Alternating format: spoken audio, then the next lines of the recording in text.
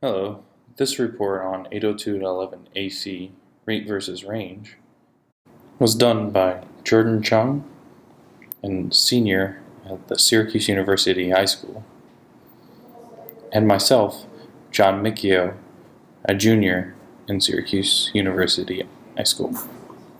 Today, Wi-Fi plays an important role with connecting users to the digital world. While it remains as the most popular technology for networking, it is crucial to understand the limit of certain wireless protocols and how it works in different situations. The most recent Wi-Fi protocol that this report will focus on is 802.11ac, also known to be the next generation for wireless networks to be equipped with new technologies that provide faster speeds, capacity, and range. We did this test using an 802.11ac access point, measured each distance with a set RSSI value drop, and record the throughput. Now we will go over the different equipment that we used on this test. First, we will speak about the access points. The ASUS RT-AC3200 3x3 spatial stream. We used this access because this was the fastest and most capable 802.11ac device that was available during the test.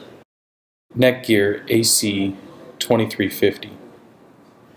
We used this to test some problems that we encountered during the test, so we can use another access point to compare results and diagnose the issues. An Aspire E15. This laptop was used as the server for JPerf and Tamosoft software. MacBook Pro Retina display, early 2013, with a wireless card of 802.11ac 3x3. We used this laptop because of its wireless capacities and was the only device available to us that had a 802.11ac 3x3 spatial stream. Dell XPS 15 with a wireless card of 802.11ac 2x2. We use this laptop to record the throughput, power, and range.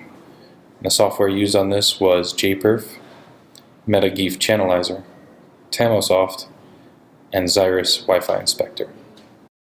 The softwares we used throughout the testing was as follows. MetaGeek Wi-Fi Channelizer, version 5.8.8.39. We use this as a software tool to determine the least congested channel within the testing environment. JPerf, version 2.0.2.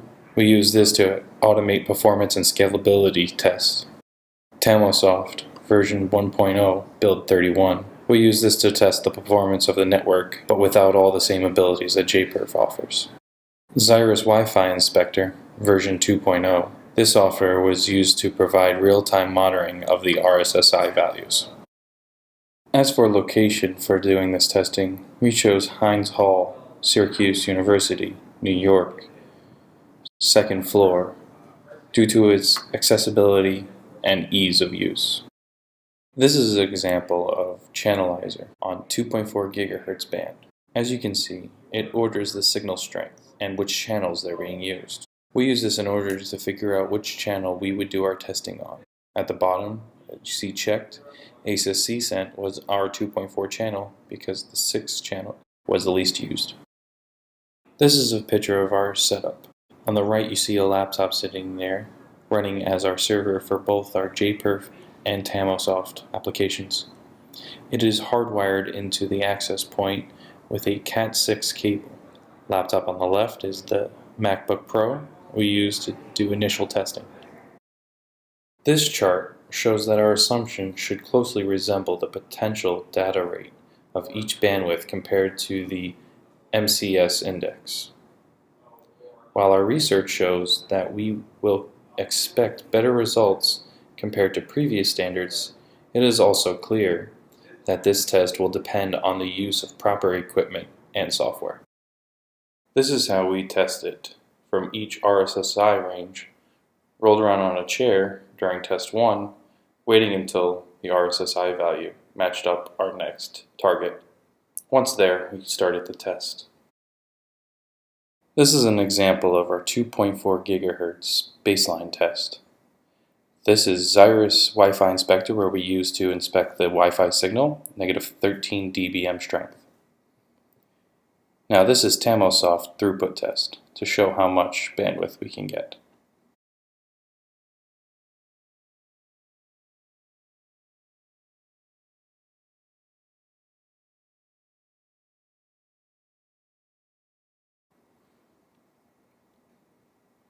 We ran each test for a total of 30 seconds to determine both the TCP up and the TCP down average.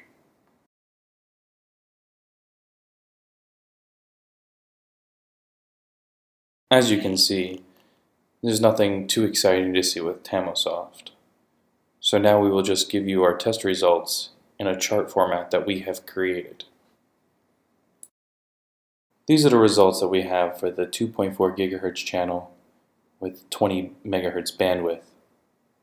We started with -20 dBm and went in increments of -16 to get -36, 52, 68, and 84.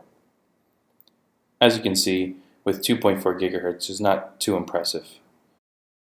Next we have 802.11n, 5 GHz, and 20 MHz range.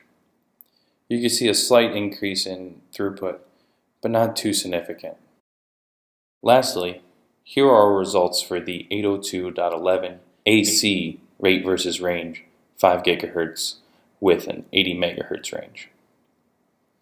As you can see, it was a significant jump compared to the 802.11n.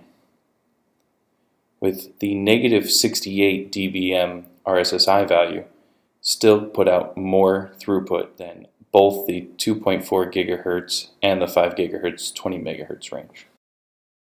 This is an easy to read chart of a comparison of the transmitting speed for the RSSI value versus the rate.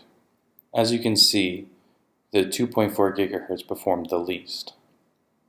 Next was the 5 GHz 20 MHz.